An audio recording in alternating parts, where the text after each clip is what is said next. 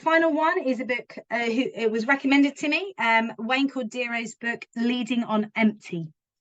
Great. Okay, so tell me about this book. I've also read it, but for Okay. those who've not read it, Mm. tell me a bit about what the book's about. Okay, well, the book is about really identifying burnout and just what that looks like, walking through that. And I got to be honest, I just found it, I found it disturbing, but disturbing in the most helpful way possible. So yeah, it's an excellent book that I would really highly recommend.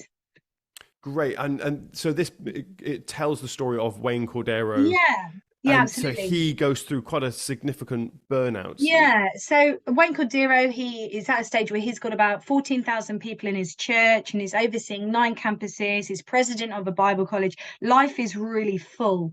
And he gets to the point and he reaches the point of burnout and he goes through it. The book sort of goes through sort of identifying, the condition that is in, the journey and what it looked like walking through that, and then how he got through that. And I think that's why it's so powerful, because you get the journey from the beginning to the end, and his journey lasted 3 years. But yeah, just really insightful, and just all the way through, just pure gold, based from his experience. And obviously he's put this book together and there's research in there, and just lessons from other people as well. So really helpful book. Yeah, and the one thing that I remember standing out for me was him talking about how he was running on adrenaline, Yeah, if I can yeah, say that correctly, a yeah. lot. And I think that's probably a lot of pastors and ministers will resonate with that. It's busy, and you kind of get that energy from the dopamine hit of finishing a task list, or Mm, being busy. mm, But actually, that was the thing when he was running on adrenaline, that mm. actually that led to his burnout, and it seemed like Yeah, that yeah. was a big thing. And it's a big, I think it's a warning for every person, but for every minister as well, that Yeah, we need to find moments of rest, we need to find moments of Sabbath, and yeah. to help sort of refresh our soul. It's certainly. Yeah, it's interesting because I think, and that's what helpful. He brings examples all the way through. So, like you were just talking about, he talks about how when you're energized by something, it increases and you use your serotonin levels, and that's what you're using when you do something that you love and you're in your gifting and it's all great and you feel like, yeah, this is what I was born for. But then when life gets busy and you just keep moving forward, you get to the point where your serotonin level is really low, and you end up to then using your adrenaline, and so you continue to move forward, um uh really running just solely on your adrenaline, couldn't get that out, to the point where it is so depleted. You then, and that could be a few years. And I think that's what I found. Wow, so similar to almost Kerry Newolf's book, Didn't See It Coming. You just it suddenly hits you, and you got to almost take stock. And he sort of says the biggest issue sometimes is for people is identifying, just identifying and recognizing the problem. And again, all through the book there's just these really helpful metaphors and analogies, just to, and which enables the reader just to engage with what he's saying. So he talks, I don't know if you're into your exercise, Chris. Are you an athlete? I'm a hopeful athlete, but tend to be a relatively unsuccessful one, I think is probably the Yeah, best thing to yeah. say. So yeah, my husband he's into his sports. He's a climber. He's quite committed to climbing, and the training is just really key to be able to do all the climbs he does. And Wayne Cordero, he uses a similar. He talks about training a lot. So we've talked a lot about training, and which again fits with the whole strengthening yourself in the Lord. Putting those disciplines in life.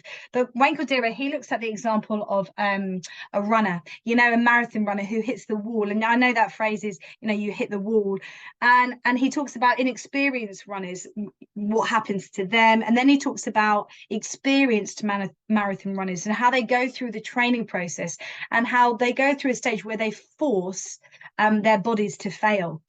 Just really quite interesting concept, and how you reach that place of failure, and just that shift you know, they have to teach their body that they are no longer using the resources of glycogen, but they are making a shift in their body to use the reserves of fat. And again, just the whole analogy just helps people sort of identify, you know, the pressure, the training, the endurance, you know, all those things that can impact you in life if you've not taken the necessary measures or got the right healthy habits in life. You know, you end up hitting the wall, if you like. So again, just analogies all the way through. Yeah, and I read some stuff that I don't know if you can remember, but some of the stuff that frightened me as well. Anything come to your mind? Well, nothing that particularly, but I might be just. It was a while A ago that I while read ago, the book, so yeah. you're gonna have to remind me on that one. Okay, so like I think what I didn't realize just the correlation with burnout and depression, just really quite significant. And for you know, he sort of has a number of statistics, but recognizing that for a lot of leaders who are in that place of depression, it not always, but can very often be an indicator that they are on their way to burnout. And you know, unpacks that a little bit: long-term stress, loss, trauma, crisis, and just really talks about the pressured life. And a little bit like you said earlier, you know, it's like you're in a current, and like a fish is in a current, but if the fish stays in the current, it's going to get destroyed.